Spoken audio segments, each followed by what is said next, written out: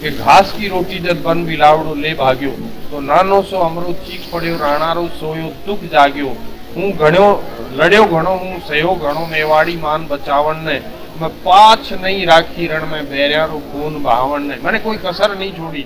लेकिन उसके बाद कि पूरे भारत देश में जितने भी महापुरुष और जितने योद्धा हुए हैं उनकी जीवन से हमें प्रेरणा लेनी चाहिए। महाराणा प्रताप एक ऐसी विभूति थी जो राजस्थान ही नहीं बल्कि पूरे देश के लिए एक बहुत बड़े वीर योद्धा हुए हैं और उनका सगळ्यांना राम राम म्हणून देसी पत्रकार चैनल पर थारू बहुत स्वागत है। दोस्तों आज पूरा प्रदेश भर में नहीं पूरा देश भर में महाराणा प्रताप जी की जयंती में बड़ी हर्ष और उल्लास के साथ में और बड़ी धूमधाम के साथ मनाई जा रही है। बी क्रम में आज एक जो प्रोग्राम है वो जुन्नू को मैंने आयोजित करवाए हुए वो जो राजेंद्र जी भामू जो भाजपा नेता ही बाकी आवास के ऊपर बाकी ऑफिस में वो कार्यक्रम आयोजित करवाए हुए और दिन देखा कि बढ़े जो आयोजित करवाए हुए मैंने एक संस्था जो आपने सत्यम शिवम सुंदरम एक ग्रुप है की महिला को सम्मान करे हुए हो। सर मेरे साथ ही सर एक मिनट सर मैं बातचीत करूंगा कि आज को जो प्रोग्राम आयोजित करवाए गए हो में महिला सम्मानित करने के पीछे आगू के उद्देश्य हो और के मैसेज है जो देना चाहूँ समाज में इस सम्मान के साथ में राजेंद्र जी भामो भी मेरे साथ ही सर आज इस तरीके प्रोग्राम करवाने के पीछे के उद्देश्य मानो कार्यक्रम के पीछे मुख्य रूप से मेरा ये मन था कि राजस्थान में और राजस्थान ही नहीं बल्कि पूरे भारत देश में जितने भी महापुरुष और जितने योद्धा हुए हैं उनकी जीवन से हमें प्रेरणा लेनी चाहिए और आने वाली पीढ़ी को भी उनके कर्तृत्व और व्यक्तित्व बता के उन लोगों को उनका संदेश है हमें जो भी आने वाली पीढ़ी उसमें दे जिसमें उनके अंदर उनके संस्कार आए क्योंकि आज वर्तमान समय संस्कारों में कुछ गिरावट आ रही है। तो महाराणा प्रताप एक ऐसी विभूति थी जो राजस्थान ही नहीं बल्कि पूरे देश के लिए एक बहुत बड़े वीर योद्धा हुए हैं और उनका जीवन बहुत प्रेरणादायक है। तो आज उनकी जीवनी थी इसलिए आज मुझे उनको नमन भी करना था, श्रद्धा सुमन भी अर्पित करना था। उसके साथ साथ में यहाँ लोगों को उनके जीवन से प्रेरणा लेने के लिए आकर्षित करने के लिए इस कार्यक्रम का आयोजन किया गया और उनकी वीर गाथाओं के बारे में अनेक प्रबुद्ध जन यहाँ आए और उन्होंने अपने अपने विचार व्यक्त किए। मेरे हिसाब से उससे आने वाली पीढ़ी को बड़ा फायदा मिलेगा और महाराणा प्रताप एक बहुत बड़ी शख्सियत रही है। उनका भारत के इतिहास में और राजस्थान के इतिहास में बड़ा योगदान है, अमूल्य योगदान है। धन्यवाद जी। बिल्कुल मैं बातचीत करिए आज को जो प्रोग्राम आयोजित करवाए हुए हैं और जो सर ग्रुप है सत्यम शिवम सुंदरम जो एक ग्रुप है बिग मैन जो जानकारी मिली कि मतलब 2500 ज्यादा महिला है जो काम करे हैं। आज रूमा देवी ने हर कोई जाना है लेकिन शायद ही आप अनिता जी परिचित होगा। अनिता जी भाव भी मैं जरूर ठान रूबरू करवाऊंगा जो जानकारी दिलवाऊंगा कि कब है जो ग्रुप संचालित कर रहे हैं। दोस्तों महाराणा प्रताप पर एक जो कविता सौ ज्यादा प्रचलित है जब बन बिलावड़ो जो टूटी लेके भागो आज जो प्रोग्राम चाल रहे हो मैं देखो कि सर खुद ही जो भी कविता सुना रहा और हर कोई का रोंगटा यू टाइम खड़ा हो रहा होगा और जब भी कविता आपा सुना तो एक अलग ही जोश और जुनून अपना आवा है। सर मैं चाहूंगा कि आपने दर्शकों भी कविता एक बार सुनाई जाए जो आज स्टेज पर और मंच संचालन के दौरान थे सुना रहे। जी बहुत बहुत शुक्रिया साहब, आपका चैनल सबसे पहले तो दुआएं करूं कि इसी तरह से प्रगति करता रहे और जैसा कि मैंने लिखवाया भी और ये बहुत बड़ी बात भी है कि माई एड़ा पूत जन जेड़ा राणा प्रताप जी के हे माता इस तरह के पूत जन्म इस तरह के राणा प्रताप। और अकबर को साहब यूं कहते हैं कि सपने में दिखता था राणा प्रताप और राणा प्रताप सपने में दिखते ही अकबर की नींद हराम हो जाती थी। उस राणा प्रताप की कविता है। लोग कहते हैं दुनिया में कभी स्वाभिमान उसका खोया नहीं गिरा नहीं, लेकिन ऐसा होता नहीं। मानव थे वो भी और आखिर उनका भी कलेजा था। तो 7 साल की उम्र थी उस समय उनके लाडले कंवर अमर सिंह की और पहाड़ियों में घूमते घूमते जैसे बड़े दिनों तक जद्दोजहद करते, हारे तो नहीं लेकिन जीते भी नहीं। तो बहुत त्रासदी का बहुत संकट का समय आ गया था और उस समय ले दे करके घास की रोटी बनाई थी, वो बिलाव लेके भागे। उस समय की कविता है कन्हैयालाल सेठिया जो हमारे राजस्थान के हैं कि घास की रोटी जब बन बिलावड़ो ले भाग्यो तो नानो सो अमरो चीख पड़ो राणारो सोयो दुख जाग्यो हूँ घणो लड़ियो घणो हूँ सयो घणो मेवाड़ी मान बचावन ने मैं पाछ नहीं राखी रण में बैरियारो खून बहावन ने, मैंने कोई कसर नहीं छोड़ी। लेकिन उसके बाद मेरी स्थितियां देखिए, पर आज बिलख तो देखू हूँ जद राज कंवर ने रोटी ने, तो छात्र धर्म ने भूलू हूँ और भूलू हिंदवाणी चोटी ने। आ सोच हुई दो टूक तड़क राणारी भीम बजर छाती, और आंख्या में आंसू भर बोलियो लिखशू अकबर ने पाती। सारे इस देश के जितने भी रजवाड़े थे वो सब अकबर की अधीनता स्वीकार कर चुके थे, और उस विकट और विषम परिस्थिति ने जब राणा को कायल घायल कर दिया, तो राणा ने भी साहब ये सच है कि वो पत्र लिख दिया कि जा मैं तेरी अधीनता स्वीकार करता हूँ। उस समय अकबर के दरबार में हमारे पृथ्वीराज, जिनको पीथल कहते थे, वो एक ही बात कहा करते थे कि सीपी के मुंह में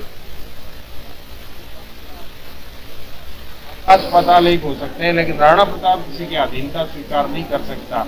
तो उस पीथल को बुलाया राणा ने, फटाफट जैसे ही उनके पास कागज वो पहुंचा स्वीकृति का, अधीनता का, और ले दूत इशारो पा भाग्यो पीथल ने तुरंत बुलावन ने, और किरणारो पीथल आप उग्यो अकबर रो भरम मिटावन ने। और उससे अकबर ने कहा कि हूँ बादशाह, मैं आज बादशाह धरती रो मेवाड़ी मान पगा में है। अब बता मने कि रजपूती खून रगा में है, कि बोल पीतल तू जो कहता आया था और बड़ी बड़ी डींग हारता था, ये देख मेवाड़ी पगड़ी जो है मेरे पैरों में है, और अब मैं सच्चे में भारत के समूचे भारत का है ना एक छत्र शासक हूँ।